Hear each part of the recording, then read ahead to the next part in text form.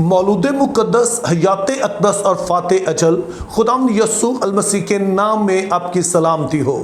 जब खुदा आपको किसी खिदमत के लिए बुलाता है तो उसे बहुत पहले से आपको तैयार करना शुरू करता है। इस बात का तजुर्बा खुद मैंने अपनी ज़िंदगी में भी किया।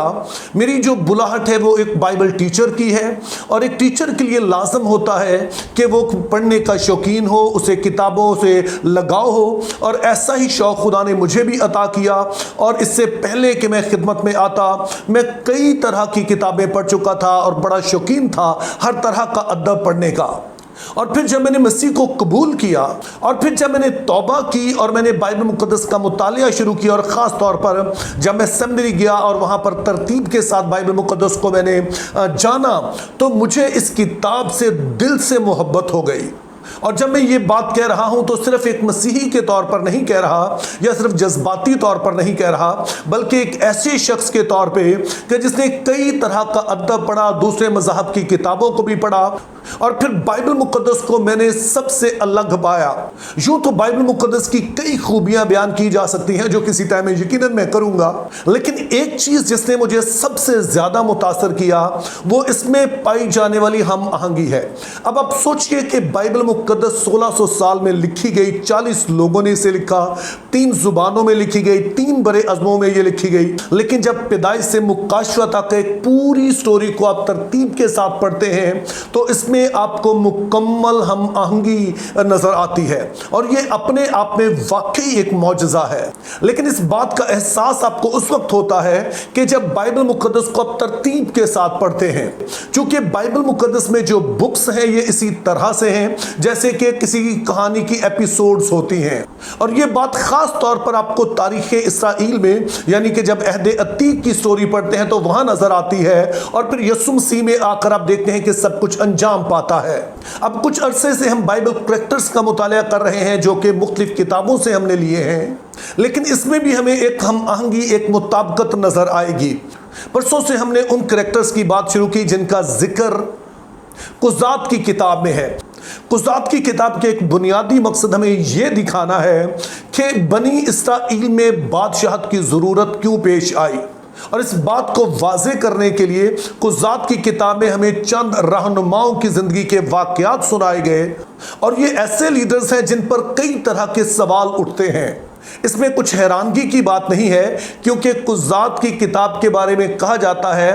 कि this is the book of unlikely heroes, यानी कि इसमें जो सूरमा दिखाए गए हैं उनका जो रख रखाव है वो हीरो वाला लगता नहीं है।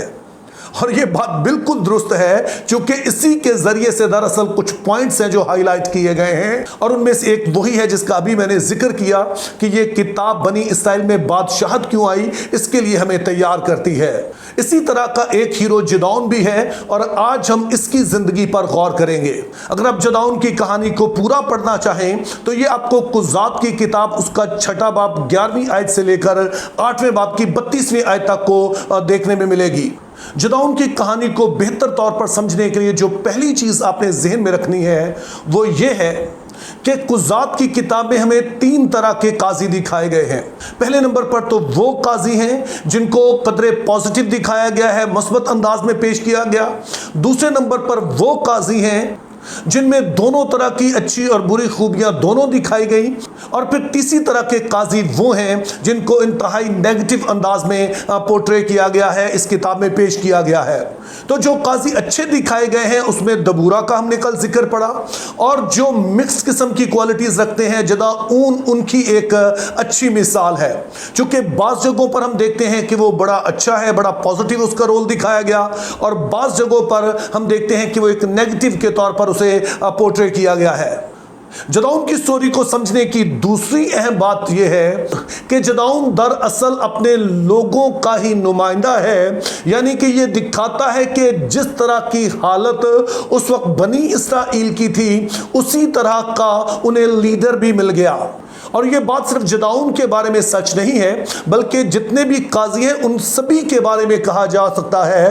कि जिस तरह की हालत उस वक्त कौम की चल रही होती थी, उसी तरह का लीडर सामने आ जाता था। क्योंकि लीडर ने भी तो दरअसल उन्हीं लोगों में से आना होता था जिनकी वो नुमाइंदगी कर रहा होता था। तो यूं हम देखते हैं कि बनी इसराइल जब मुल्क मौदा में दाखिल हुए, मुल्क पर काबिज हो गए, तो इनकी जिंदगी कदरे बेहतर थी और उस वक्त लीडर्स भी कदरे बेहतर आए। लेकिन वक्त के साथ जब बनी इसराइल की अखलाकी और रूहानी हालत बदतर होती चली गई, तो उसी तरह से लीडर्स जो हैं वो भी बदतर होते चले गए। ये बड़ी ही अहम ऑब्जर्वेशन है, क्योंकि हमने जहन में रखना है कि जिस तरह की कलीसिया पाकिस्तान होगी, आम तौर पर लीडर्स भी इन्हीं में से आएंगे और वो किसी हद तक अपनी कौम ही की अक्कासी करेंगे कि उनकी कौम कैसी है। यही बात आप पाकिस्तान के लिए भी कह सकते हैं और यही बात आप दुनिया भर के लीडर्स के लिए भी कह सकते हैं। तो यूं कलीसिया पाकिस्तान का हिस्सा होते हुए मुझ पर और आप पर, हम सभी पर यह लाजम है कि अगर हम किसी पर तनकीद करना चाहते ही हैं तो जरूर हम अपने आप को और फिर कलीसिया की जो एक मजमूई हालत है उसको भी जरूर मद्देनजर रखें। जैसा कि हम जदाऊन की स्टोरी में पढ़ते हैं कि जिस तरह की उस वक्त बनी इसराइल की हालत थी, उन्हीं में से खुदा ने वैसा ही लीडर भी उन्हें अता कर दिया। अब जदाऊन की स्टोरी का जो सबसे अहम है और जिस पर अक्सर बात की जाती है, वो वाकया है कि जब जदाऊन खुदा से निशान मांगता है और कहता है कि खुदावंद अगर तू मेरे साथ है, अगर तू मेरे साथ जाएगा, हमें फतह देगा, तो तू मुझे एक निशान दे। और वो निशान ये होगा कि मैं भेड़ की खाल जो है, भेड़ की ऊन जो होती है, उसे मैदान में रखूंगा और तूने औस बरसानी है, लेकिन जो खाल है वो खुश्क रहनी चाहिए, तो इससे मैं जान लूंगा तू मेरे साथ है। जब खुदा ऐसा कर देता है तो फिर इसके उलट वो कहता है कि खुदा मैं फिर से खाल को बाहर मैदान में रखूंगा और अब की बार जो औस है वो सिर्फ ऊन पर ही पड़े, यानी जो भेड़ की खाल है उस पर ही पड़े। और जब खुदा ऐसा करता है और वो ऊन को निचोड़ता है तो प्याला भर पानी उसमें से निकल आता है। अब बहुत सारे लोग जदाऊन की इस स्टोरी को बनी इसराइल के साथ मिलाते हैं कि जैसे उन्होंने खुदा को आजमाया तो जदाऊन ने भी खुदा को आजमाया। अब इस बारे में तो कोई शक नहीं है कि यह कोई ऐसा काबिल तारीफ अमल नहीं था जो जदाऊन ने किया, लेकिन इसे बनी इसराइल के साथ मिलाना शायद दुरुस्त नहीं है। उसका सबब यह है कि बनी इसराइल ने जब खुदा को आजमाया तो उससे पहले खुदा मूसा के वसीला से उन्हें कई निशान दिखा चुका था, और सबसे बढ़कर के खुदा ने जब 10 आफतें भेजी तो खुदा ने वाज़े तौर पर इस बात को साबित कर दिया कि वो कौन है, वो क्या कर सकता है, उसके इरादे क्या हैं, और वो उनको वहां से निकाल लाया है। तो यूं बनी इसराइल का खुदा के साथ एक लंबा तजर्बा हो चुका है, वो खुदा की कुदरत का पहले से तजुर्बा कर चुके हैं।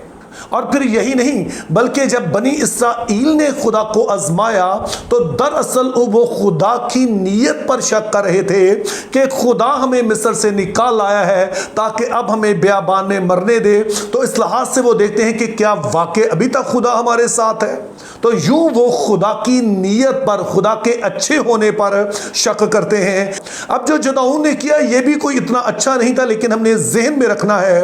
कि अभी इसका खुदा के साथ सफर शुरू ही हुआ है। तो अगर हमने जदाऊन को किसी के साथ मिलाना ही है तो हम मूसा के साथ इसका मुआजना कर सकते हैं कि खुदा ने जब मूसा से कहा कि तू जा और मेरे लोगों को छुड़ा, तो इसी तरह का सवाल उसने भी किया था। और जाहिर है मूसा का भी अभी कोई खुदा के साथ लंबा चौड़ा तजर्बा नहीं है, उसने अभी खुदा के उन कामों को देखा नहीं है, तो इसलिए खुदा उसे भी निशान दे देता है, ठीक उसी तरह से जैसे हम जदाऊन को देखते हैं कि खुदा उसे भी निशान दे देता है। लेकिन मैं फिर से इस बात पर जोर देना चाहता हूं कि जदाऊन ने जो किया ये इतनी काबिल तारीफ बात तो नहीं है। इसके बरअक्स हम देखते हैं कि बाइबल मुकद्दस कहती है कि मुबारक है वो जो बगैर देखे ईमान लाए। लेकिन दूसरी तरफ जदाऊन को हम बनी इसराइल ने जो कुछ किया उसके साथ भी ना मिलाएं। तो यूं मेरे अजीजों, हमें खुदा का शुक्रगुजार होना चाहिए कि वो हर तरह के लोगों को लेता है, जो बड़े ईमान में मजबूत होते हैं, जो बड़े कमज़ोर होते हैं, उन पर फिर वो काम करता है और इस दर्जे पर ले आता है कि जहां पर वो खुदा पर भरोसा रख सकें। तो मेरी दुआ है कि खुदा हमें भी फजल दे कि हम जिस भी स्टेज पर हैं हम खुदा पर भरोसा करें और खुदा के बड़े कामों का तजर्बा करें। Think biblically, live purposefully, have a very good day.